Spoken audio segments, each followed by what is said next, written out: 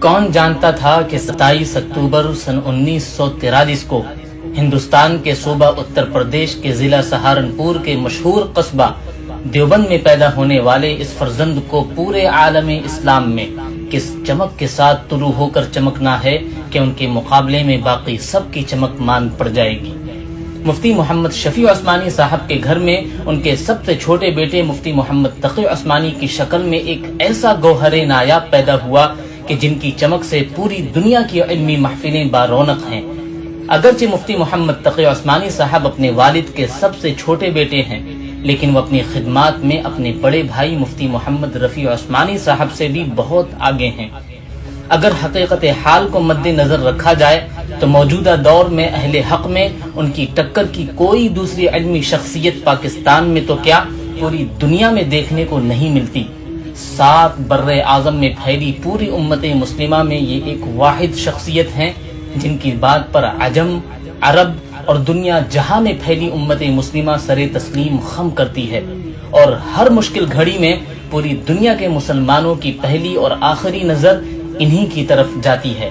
دوستو، آپ کو بتاتا چلوں کہ ایک مرتبہ افریقہ میں قادیانیوں کے متعلق غیر مسلم ہونے کے سلسلے میں کیس چل رہا تھا اور عدالت میں دلیلیں دینی تھیں، تو افریقہ کے مسلمانوں کی نظر پوری دنیا کو چھوڑ کر اس مقصد کے لیے جس ہستی کی طرف پڑی وہ حضرت مفتی محمد تقی عثمانی صاحب تھے، جو افریقہ والوں کی دعوت پر افریقہ گئے اور کورٹ میں اپنی دلیلوں سے قادیانیوں کو کافر ثابت کرنے میں کامیاب رہے۔ محترم دوستو، مفتی تقی عثمانی صاحب وہ ہستی ہیں جنہیں سعودی عرب ایک لمبے عرصے سے سعودی شہریت دے کر چاہتے ہیں کہ مفتی صاحب وہیں سعودی عرب میں ہی رہیں، لیکن یہ درویش اپنی مٹی سے محبت کا قرض چکانے کے لیے حرمین شریفین کا پڑوس چھوڑے ہوئے ہیں، جنہیں ان کے ملک کے حاکموں نے بھلے ہی ملک کا سب سے بڑا ایوارڈ نہ دیا ہو، مگر دنیا کے بڑے بڑے بادشاہوں نے ان کی دینی خدمات کے اعتراف میں انہیں اپنے ملک کا سب سے بڑا ایوارڈ دیا ہے۔ محترم دوستو، آپ کو جان کر یہ حیرانی ہوگی کہ صرف اسلامی دنیا کے حکمران ہی نہیں بلکہ انگلینڈ کے سابقہ وزیر اعظم ڈیوڈ کیمرون سے شمالی امریکہ کے حاکموں تک مفتی تقی عثمانی صاحب سے وقت لے کر اسلام کے نظام معیشت یعنی اکانومی سسٹم پر مشورہ لیتے ہیں۔ دنیا کی نامور اور مشہور یونیورسٹیز سے لے کر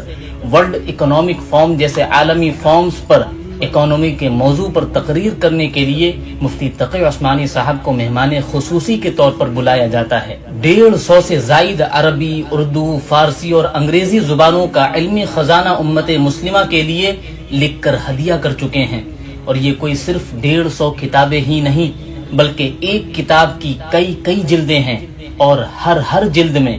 ہزاروں صفحات ہیں۔ پاکستان کی ایک بڑی عدالت سپریم کورٹ میں 20-25 سال چیف جسٹس بھی رہ چکے ہیں۔ یہ ایک واحد ایسے مصنف ہیں جنہوں نے آسان ترجمہ قرآن کو زمین کی بجائے دنیا بھر میں سفر کے دوران جہاز پر لکھا اور یوں ایک نیا ریکارڈ بھی قائم کر دیا۔ محترم دوستو، مفتی تقی عثمانی صاحب وہ پہلے عالم دین ہیں جنہیں عربی زبان پر اپنی مادری زبان جتنی مہارت حاصل ہے اور انگریزی میں بھی بہترین مہارت حاصل ہے۔ اس طرح دونوں زبانوں پر مکمل عبور کی وجہ سے ان کا لکھا گیا انگریزی ترجمہ قرآن آج یورپ میں مسلمانوں کے گھر میں موجود ہے، جس سے وہ قرآن کریم کو آسانی سے اور صحیح طور پر سمجھ پا رہے ہیں۔ دعا ہے کہ اللہ تعالی مفتی تقی عثمانی صاحب کو صحت کے ساتھ لمبی زندگی عطا فرمائے۔ والسلام علیکم ورحمۃ اللہ وبرکاتہ۔